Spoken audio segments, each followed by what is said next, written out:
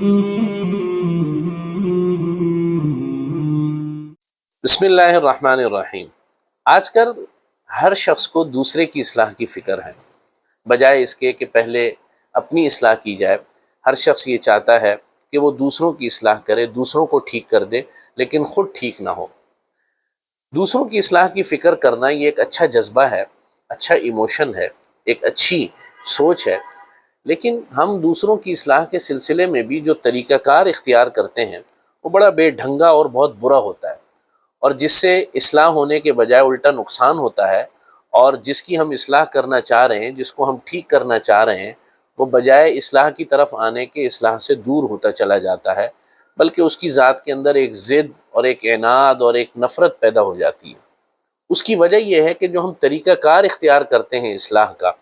وہ انسانی نفسیات اور اس کی سائیکالوجیکل جو ساخت ہے اس سے بہت دور ہوتا ہے۔ ہم نبی کریم صلی اللہ علیہ وسلم کی زندگی سے سمجھنے کی کوشش کریں گے کہ آپ صلی اللہ علیہ وسلم اپنے صحابہ کی اصلاح کیسے فرماتے تھے، اس لیے کہ ہماری زندگیوں میں ہمیں یہ سیکھنا چاہیے کہ ہم کیسے اصلاح کریں، اس لیے کہ ہم کسی مرحلے پر زندگی میں باپ بنتے ہیں، کسی مرحلے پر زندگی میں ہماری خواتین مائیں بنتی ہیں، کسی مرحلے پر ہم استاد بنتے ہیں، کسی مرحلے پر ہم مینٹور بنتے ہیں، کسی مرحلے پر ہم کسی کو کوئی کام سکھا رہے ہوتے ہیں، اسکل سکھا رہے ہوتے ہیں، فن سکھا رہے ہوتے ہیں۔ تو یہ جو ترتیب ہے یا یہ وہ شخصیات ہیں ہمارے معاشرے کے اندر، ماں باپ، استاد اور مینٹور، اور اسی طریقے سے آپ کے مالک، آپ جہاں کام کر رہے ہیں آپ کا باس، یہ تمام کی تمام وہ شخصیات ہوتی ہیں عام طور پر کہ جو ہمیں سکھاتی ہیں اور ہماری معاشرتی اصلاح کرتی ہیں، ہماری اخلاقی اصلاح کرتی ہیں، ہماری دینی اصلاح کرتی ہیں۔ لیکن یہیں پر میں ایک بار دفعہ پھر کہوں گا کہ عام طور پر اس میں جو طریقہ کار اختیار کیا جاتا ہے وہ صحیح نہیں ہوتا،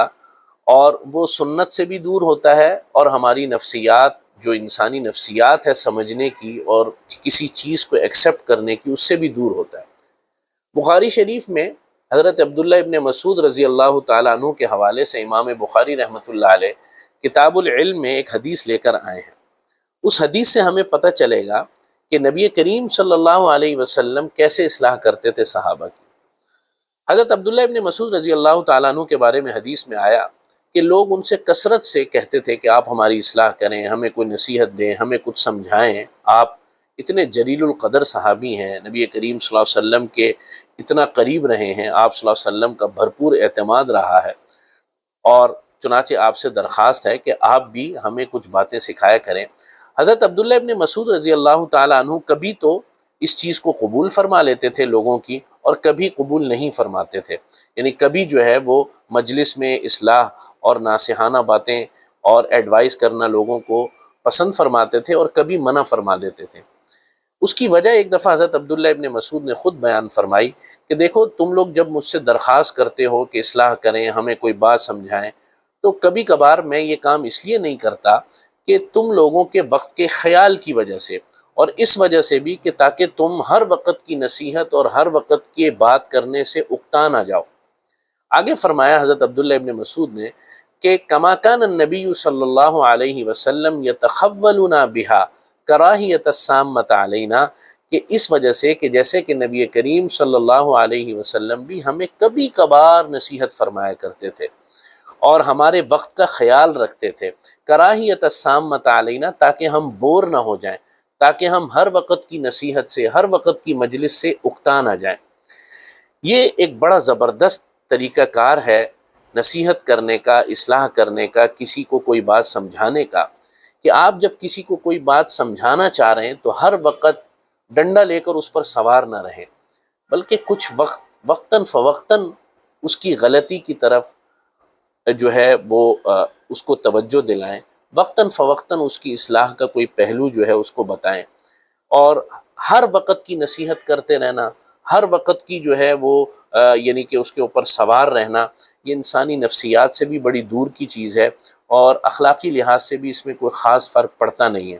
بلکہ جیسے کہ نبی کریم صلی اللہ علیہ وسلم کا طریقہ کار ہے کہ آپ علیہ الصلاۃ والسلام اس حدیث کے ضمن میں جو بات ہمیں پتہ چل رہی ہے کہ آپ صلی اللہ علیہ وسلم بھی کبھی کبھار نصیحت فرماتے تھے، کبھی کبھار ہمیں لے کر بیٹھتے تھے، کبھی کبھار جب ہماری غلطی کے اوپر ہمیں تنبیہ کرنی ہوتی تھی تو اس کے لیے بڑا حکمت والا طریقہ کار اختیار فرماتے تھے۔